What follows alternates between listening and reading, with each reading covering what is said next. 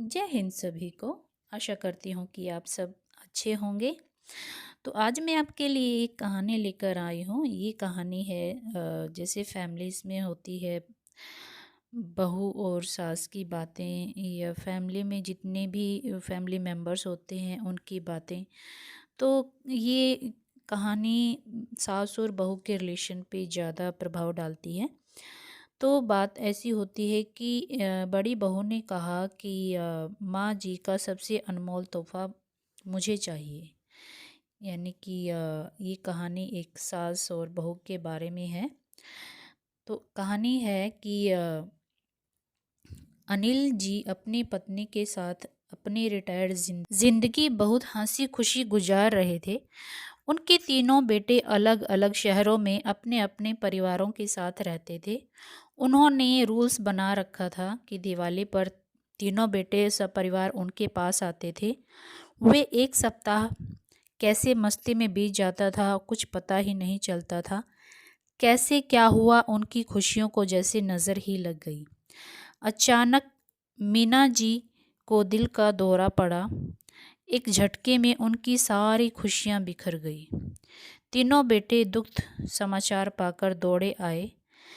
उनके सब क्रियाक्रम के बाद सब शाम को इकट्ठे हो गए। बड़ी बहू ने बात उठाई, बाबूजी आप यहाँ अकेले कैसे रह पाएंगे, आप हमारे साथ चलिए।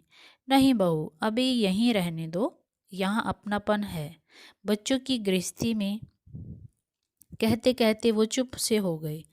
बड़ा पोता कुछ बोलने को हुआ, उन्होंने हाथ के इशारे से उसे चुप करा दिया। बच्चों, अब तुम लोगों की माँ हम सबको छोड़कर जा चुकी है। उनकी कुछ चीज़ें हैं वो तुम आपस में बांट लो। हमसे अब उनकी साथ संभाल नहीं हो पाएगी। कहते हुए अलमारी से कुछ निकाला और मखमल के कपड़े में बहुत सुंदर चांदी का श्रृंगार था। एक बहुत सुंदर सोने के पट्टे वाली एक घड़ी थी। सब इतनी खूबसूरत चीज़ों पर लपक से पड़े। छोटा बेटा जोश में बोला, अरे ये घड़ी तो अम्मा सरिता को देना चाहती थी। अशोक जी धीरे से बोले, और सब तो मैं तुम लोगों को बराबर से दे ही चुका हूँ। इन दो चीज़ों से उन्हें बहुत लगाव था। बेहद चाव से कभी कभी निकाल कर देखती थी, लेकिन अब कैसे उनकी दो चीज़ों को तुम तीनों में बांटूं। सब एक दूसरे का मुंह देखने लगे। तभी मंजला बेटा बड़े संकोच से बोला, ये श्रृंगार दान तो वो मीरा को देने की बात करती थी, पर समस्या तो बनी ही थी। वो मन में सोच रहे थे, बड़ी बहू को क्या दूं। उनके मन के भाव शायद उसने पढ़ लिए। बाबूजी, आप शायद मेरे बारे में सोच रहे हैं। आप श्रृंगारदान मीरा को दे दीजिए और रिस्ट वॉच सरिता को दे दीजिए। अम्मा भी तो यही चाहती थी। पर नंदनी तुझे क्या दूं, समझ में नहीं आ रहा। आपके पास एक और अनमोल चीज़ है और वो अम्मा जी मुझे ही देना चाहती थी। सबके मुंह हैरानी से खुले रह गई। दोनों बहुएं तो बहुत हैरान परेशान हो गई। अब कौन सा पिटारा खुलेगा। सबकी हैरानी और परेशानी को भांप कर बड़ी बहू मुस्कुराकर बोली, वो सबसे अनमोल तो आप स्वयं हैं बाबूजी।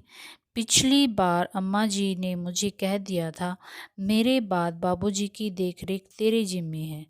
बस अब आप उनकी इच्छा का पालन करें और हमारे साथ चलें। अब परिवार में कितने फैमिली मेम्बर्स होते हैं, सबकी अपनी अपनी अलग सोच होती है। कई लोग थोड़े सेल्फिश होते हैं, लेकिन कई लोग थोड़े मतलब परिवार की जिम्मेदारियों को समझते हैं और वो एक दूसरे की केयर करना चाहते हैं।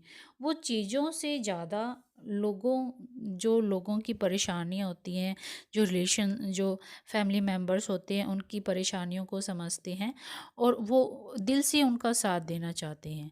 तो हमें भी अपनी लाइफ में ऐसे ही चीज़ें अडॉप्ट करनी चाहिए कि हमें एक दूसरे की प्रॉब्लम्स को समझना चाहिए, ना कि चीज़ों के ऊपर फोकस करना चाहिए।